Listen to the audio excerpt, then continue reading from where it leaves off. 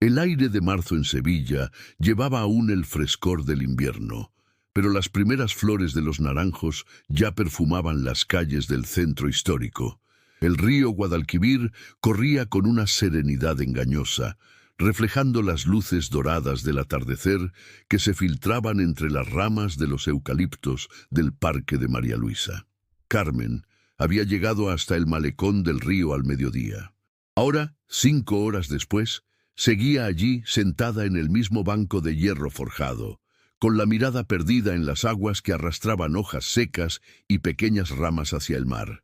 Sus manos aferraban un sobre arrugado, amarillento por el tiempo, como si fuera lo único que la mantenía anclada a la realidad. Los sevillanos paseaban a su alrededor. Familias que regresaban del centro comercial Nervión, turistas que fotografiaban la Torre del Oro a lo lejos, parejas de jóvenes que se susurraban promesas bajo los primeros azahares.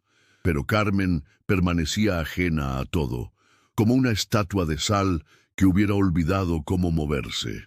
«Señorita, ¿se encuentra bien?», le había preguntado una señora mayor con acento del barrio de Triana, pero Carmen ni siquiera había levantado la vista. Un vigilante del parque también se había acercado, preocupado por verla allí tantas horas sin moverse, pero algo en su postura, la dignidad silenciosa de su dolor, le había hecho retroceder sin insistir. Cuando el sol comenzó a teñir el cielo de naranjas y rosas, reflejándose en las ventanas del barrio de Los Remedios al otro lado del río, un hombre se acercó caminando despacio por el sendero de grava. Vestía una camisa de trabajo azul desteñida y pantalones vaqueros gastados. Su piel morena estaba curtida por el sol andaluz, y en sus ojos oscuros había una quietud que hablaba de batallas propias ya peleadas. Los pocos que le conocían en el barrio le llamaban el Apache, no por ser indígena, sino por su costumbre de caminar en silencio, como si no quisiera molestar ni siquiera al viento. Trabajaba en el puerto, cargando y descargando barcos que venían del Atlántico. Vivía solo en un pequeño apartamento cerca de la estación de Santa Justa, y cada tarde, al terminar su jornada, caminaba hasta el río para sentarse en silencio antes de regresar a casa. Esa tarde, encontró su banco habitual ocupado. Miró a Carmen desde la distancia. No había en ella histeria ni espectáculo, solo una quietud tan profunda que parecía haber absorbido todo el dolor del mundo. El Apache reconoció esa quietud, la había llevado consigo durante años. Sin prisa, sin hacer ruido, se acercó al banco contiguo. Se sentó despacio, con movimientos medidos, como quien se acerca a un animal herido. No la miró directamente, no habló. Simplemente se quedó allí, con la vista también puesta en el río. Carmen sintió su presencia, pero no se volvió. En el sobre que apretaba entre sus manos estaban los resultados médicos que había recibido esa mañana, las palabras que lo cambiaban todo, las palabras que convertían el futuro en un territorio inexplorado y aterrador. El río siguió corriendo, el Apache siguió esperando, y por primera vez en 5 horas, Carmen no se sintió completamente sola. La noche había caído sobre Sevilla con esa suavidad característica de la primavera andaluza. Las farolas del malecón se encendieron una tras otra, creando círculos de luz dorada que se reflejaban en las aguas del Guadalquivir como monedas lanzadas al fondo de un pozo de los deseos. Carmen y el Apache llevaban 2 horas sentados en bancos paralelos, separados apenas por 1 metro de distancia y por el peso de sus respectivos silencios. De vez en cuando, algún runner nocturno pasaba trotando por el sendero, o una pareja de enamorados caminaba susurrando junto a la barandilla del río. Pero ellos permanecían inmóviles, como 2 centinelas guardando secretos que solo el agua podría entender. Fue Carmen quien habló primero. Su voz sonó ronca, como si hubiera olvidado cómo usarla. «No tengo a dónde ir». No era cierto del todo. Tenía un apartamento en el barrio de Nervión, compartido con su hermana Rocío.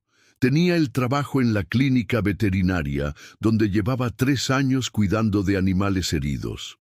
Tenía una vida, técnicamente hablando. Pero después de leer aquellos resultados médicos, después de confirmar lo que ya sospechaba desde hacía semanas, esa vida le parecía pertenecer a otra persona.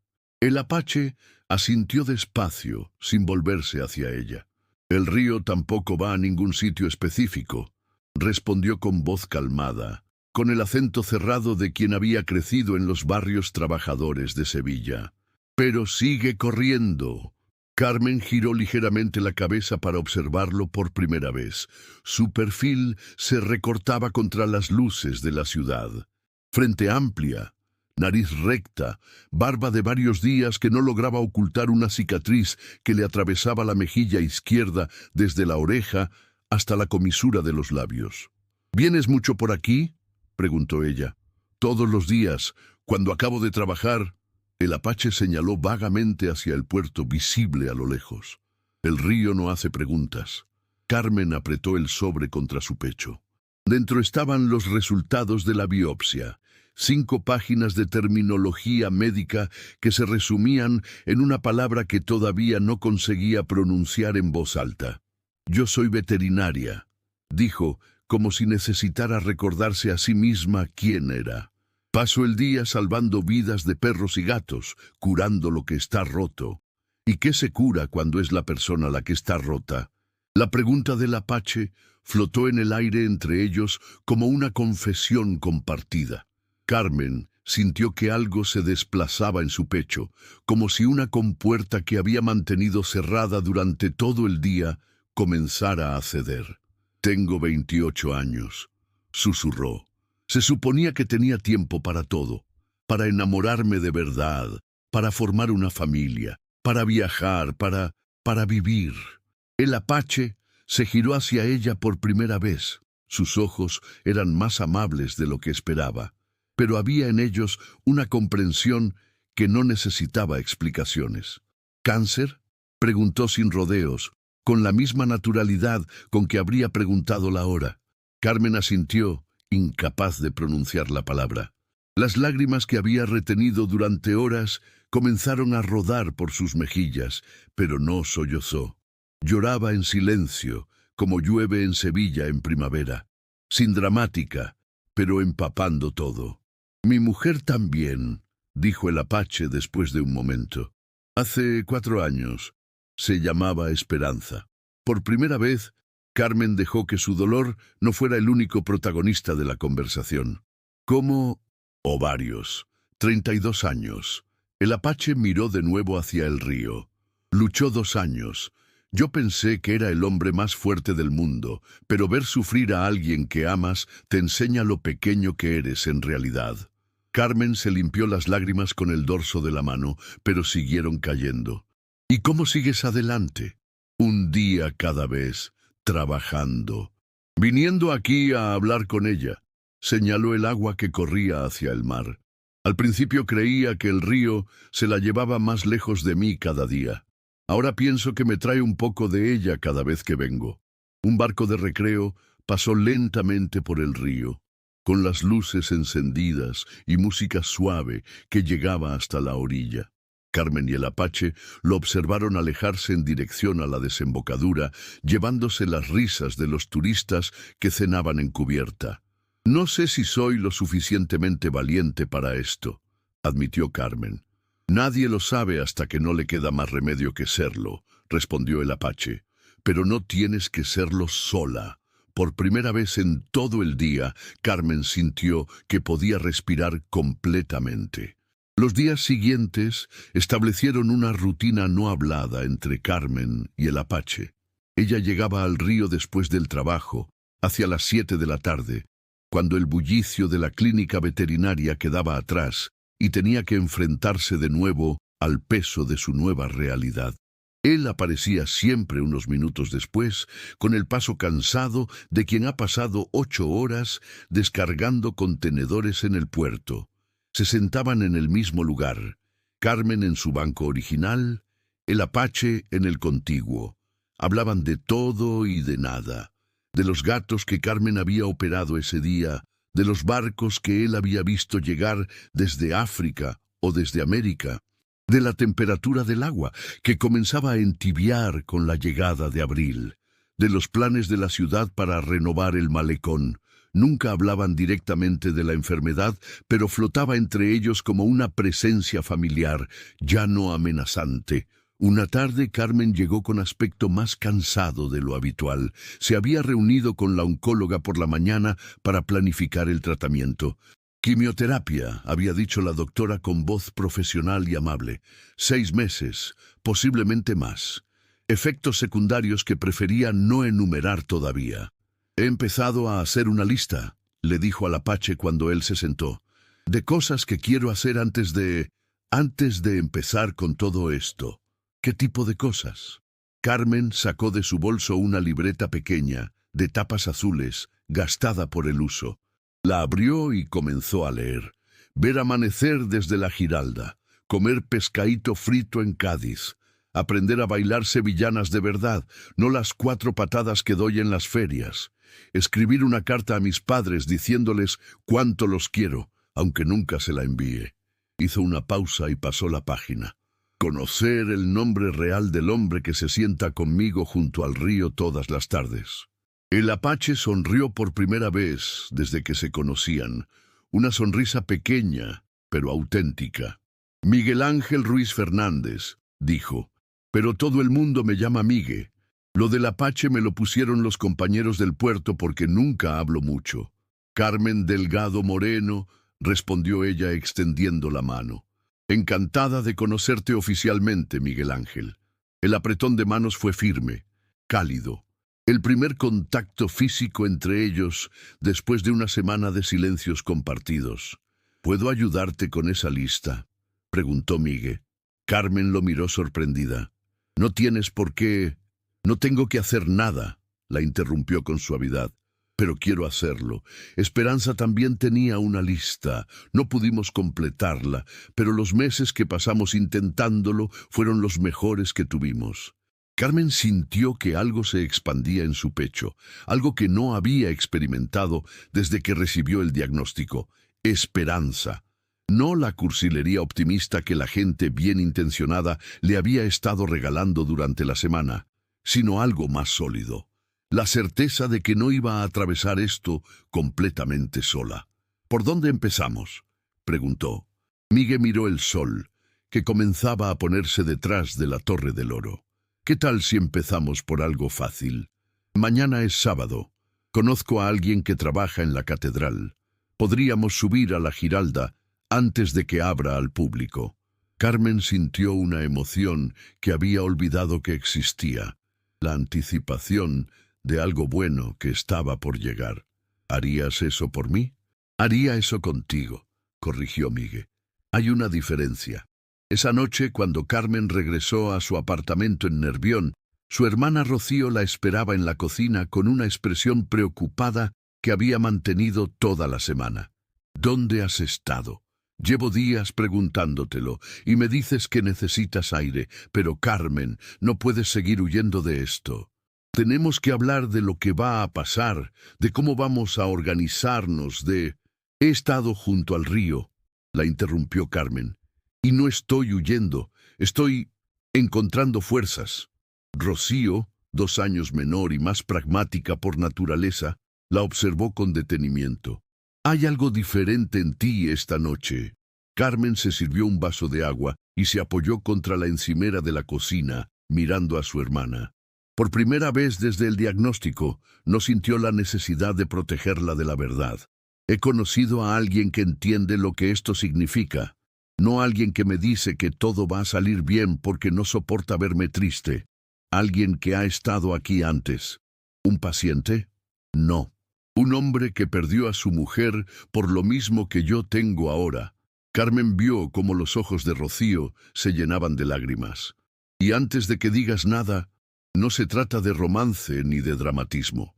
Se trata de que hay gente que entiende que a veces la vida te pone en un lugar donde las palabras bonitas no sirven de nada, pero la compañía sincera lo cambia todo.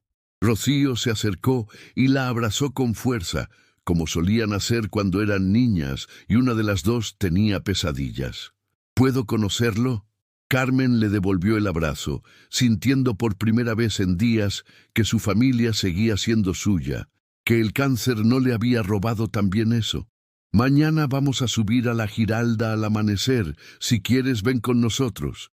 Esa noche, Carmen durmió 6 horas seguidas por primera vez desde el diagnóstico. El alba del sábado llegó con esa claridad cristalina que solo existe en Sevilla en abril, cuando el aire aún conserva la frescura de la noche, pero ya anuncia el calor que vendrá con el día. Carmen, Rocío y Migue se encontraron a las 6 de la mañana en la Plaza del Triunfo, frente a la catedral que se alzaba imponente contra el cielo que comenzaba a teñirse de rosa. Juan Carlos, el amigo de Migue que trabajaba como vigilante de seguridad en el templo, los esperaba junto a una puerta lateral con un termo de café caliente y sonrisa amable. «El primer turno no empieza hasta las 8», explicó mientras abría la puerta. «Tenéis la Giralda para vosotros solos durante 1 hora».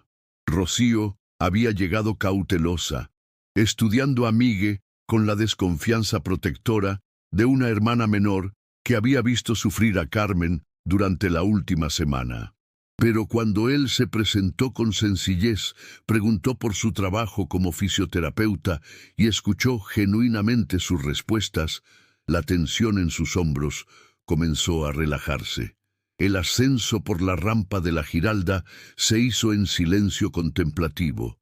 Sus pasos resonaban suavemente contra las piedras milenarias mientras subían por las rampas que una vez habían recorrido los caballos de los almuédanos. A medida que ascendían, Sevilla se iba desplegando bajo ellos.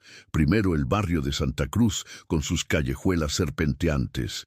Luego el río Guadalquivir como una cinta plateada que dividía la ciudad. Después, los barrios modernos extendiéndose hacia el horizonte. Cuando llegaron a la cima, el sol estaba a punto de asomar por el horizonte. Los 4 se colocaron en el lado este del campanario, con las manos apoyadas en la barandilla de piedra, esperando. El momento en que el sol apareció detrás de los edificios del centro fue como una revelación silenciosa.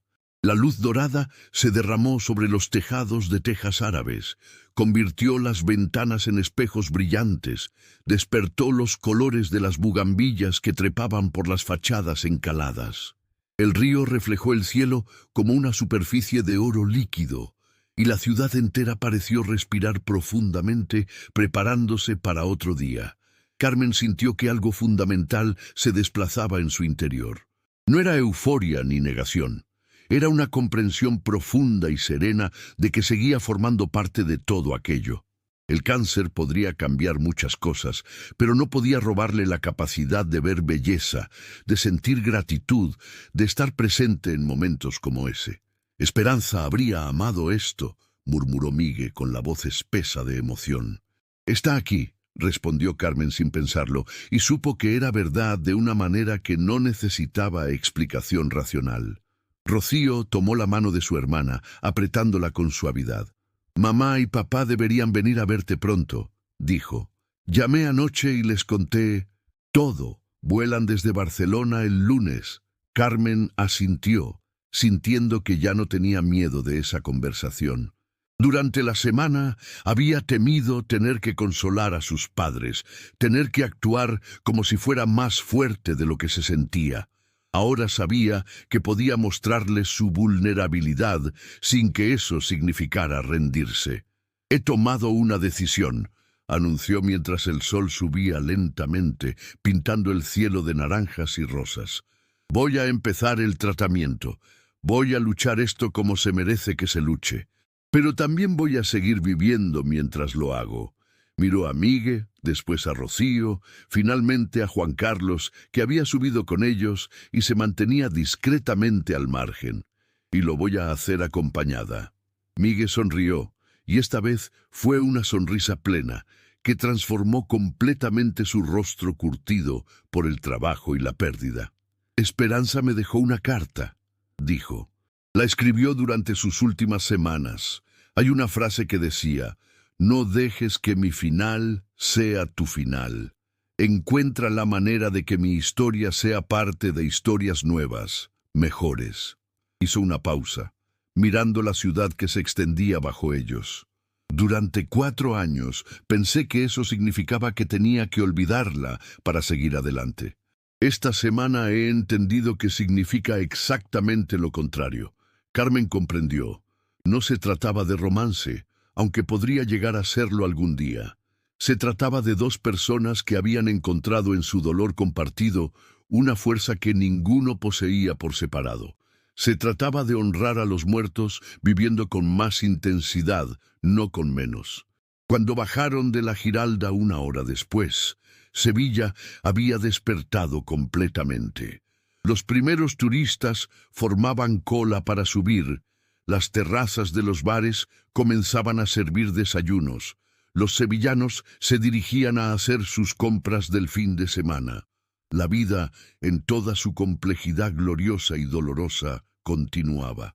¿Volvemos al río esta tarde?, preguntó Miguel cuando se despedían en la plaza. Sí, respondió Carmen, pero ya no para quedarnos allí para siempre. Esa tarde, cuando se sentaron en sus bancos habituales junto al Guadalquivir, no fue como una despedida, sino como un nuevo tipo de encuentro.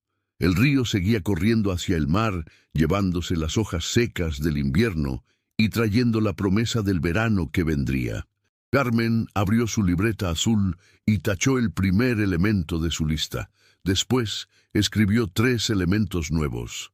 Enseñar a Miguel a reconocer las sevillanas de verdad, conocer las historias de esperanza y escribir mi propia carta para alguien que la necesite en el futuro. El sol se puso detrás de la Torre del Oro como todas las tardes, pero esta vez Carmen y Miguel se levantaron del banco antes de que ocurriera.